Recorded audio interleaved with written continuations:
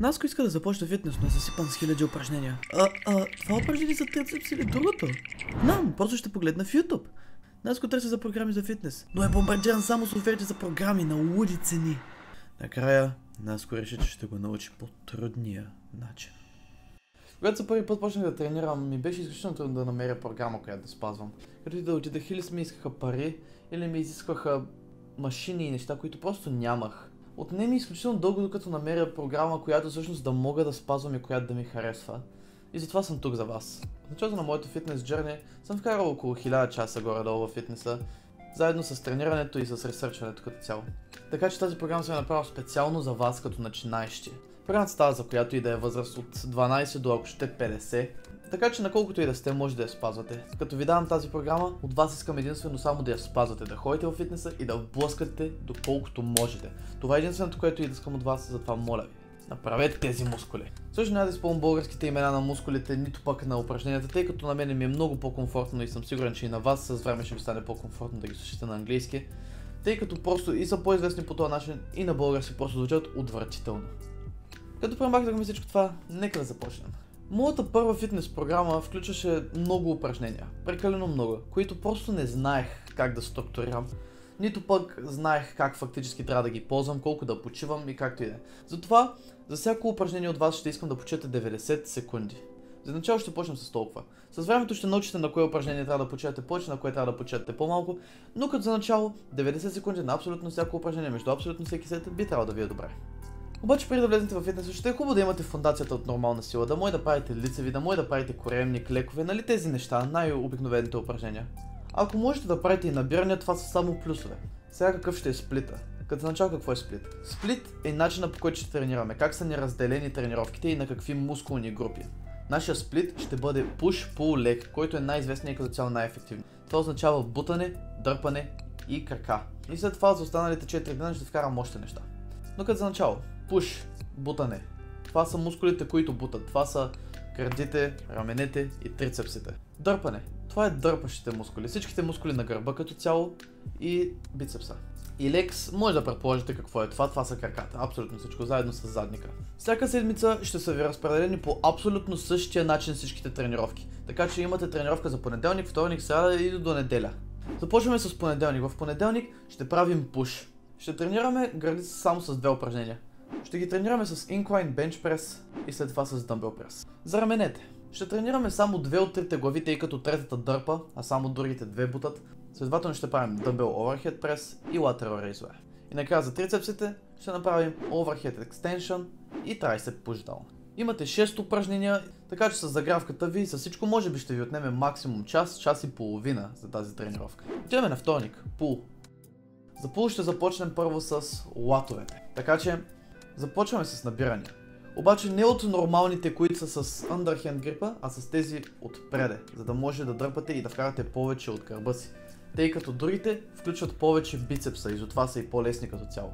Обаче тъй като повечето от вас по принцип не могат да правят нормални набирания, или ще ги правите с ластици, и ако това също ви е прекалено много или нямате ластици, може да правите lat pull down машината, докато свикнете на това да правите нормални набирания. След това за нашия upper back ще правим barbell row и dumbbell шръгове. След това отиваме на нашите бицепси. За тях като за начало ще ви трябва само едно упражнение. И затова от вас ще искам да правите alternating bicep curls. И като цяло си подсилите гърба и да намалите шанса от наранявания, ще правим и малко back extension, които ще подсилят долната част на гърба ви, което ще ви помогне много при клекове или при дедлифтове. Сряда, крака и врат. Тъй като за крака имате само 4 упражнения, ще правим и врат в тази тренировка. Знам, че звучи много странно, обаче повярвайте ми, разликата когато имаш сравнително по-нацепен врат е много по-голяма, защото просто така да изглеждаш по-мъжествен дори в дрехи. Тъй като по принцип, ако си в оверсайзнати дрехи, няма да ти се вижда тялото, но ако имаш нацепен врат, винаги ще изглеждаш все едно си трениран. За бедрата ни, или така наречените кладове, започваме с клек. Но не обикновен, ще сложим килограми. За вас като за начало ще е хубаво да сложите само лоста. По принцип ще ви дойдат много килограми, ако сложите отгоре. Така че започнете само с лоста и оттам прогресирайте нагоре. Задните бедра обаче ще правим на машина. Ще правим leg curl. Може да правите и седнали и легнали спрямо това каква машина имате в фитнес. Като цяло и двете работят що годе еднакво, обаче бих казал, че тази в която сте седнали е по-ефективна, докато тази в която сте легнали просто е по-удобна. И за газът, Да, много е важно да се тренира газът дори за момчета, тъй като тази част разделя краката ни от тялото ни, което прави като цяло гърба ни и пресата ни да изглеждат по-масивни, както и краката ни. Ще направим едно упражнение за гъс. Ще правим хип тръст. Това е най-любимото упражнение за жените. Така че не се изненадайте, ако някой момиче вдига повече от вас на това упражнение. И накрая за вашите пръсти ще правим стендинг, calf raise или просто на машина. Пак казвам спрямо, което имате във фитнеса си и което ви е по-удобно на вас. Аз лично предпочитам машината. За врата ви ще ви трябват само две упражнения. Едното е neck curl и другото е neck extension. Обаче много внимайте с килограмите, правете повече репетиции, загрейте хубаво врата си, защото ви гарантирам, ако не загрейте врата си както трябва, поне 5 минути, във всякакви позиции, всякакви движения, ако не загреете врата си добре, на следващия ден няма и да го мръднете. Затова много внимайте как загрявате, много внимайте с колко килограми го правите. Правите много репетиции с малко килограми и не го рискувайте по никакъв начин. За четвъртъка ще имаме активна почивка. Какво ще рече това? Няма да ходите на фитнес, обаче трябва да се разхождате. Не би го нарекал кардио, обаче ще искам от вас 15 000 крачки в този ден. Намерете на телефона си нещо да ви засича крачките, намерете си може би, ако имате такъв часовник като мен, да ви измерва крачките. 15 000 крачки искам от вас и просто да си почините, това е. Тия 15 000 крачки може би ще ви отнемат 2 часа вървене, макс.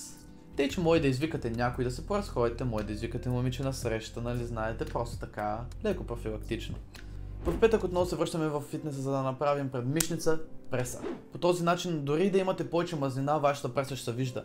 И защо предмишницата по принцип не получава толкова много тренировка през останалите дни, затова имаме специфичен ден за нея. Ще започнем с пресата. Първото упражнение ще бъде leg raise.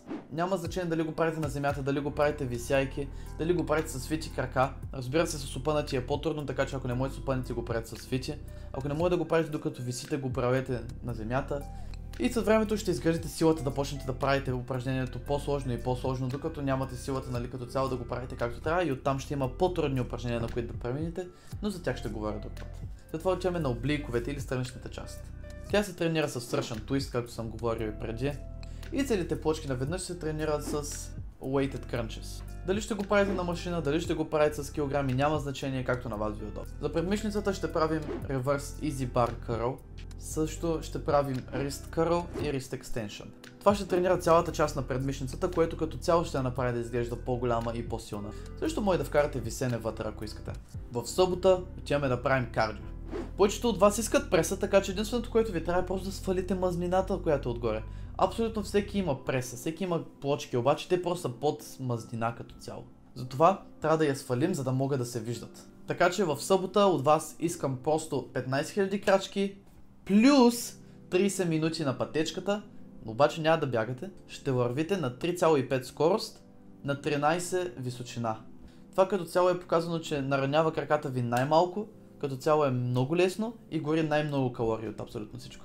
И е най-лесно за спазване, тъй като няма смисъл да сложите някаква трудна тренировка, която ще спазвате веднъж месечно за отслабване, така че по-добре да го правите всяка седмица и да е по-леко, отколкото да го правите веднъж на месец и да е мега трудно. Помнете, дисциплината като цяло е единственото нещо, което има значение.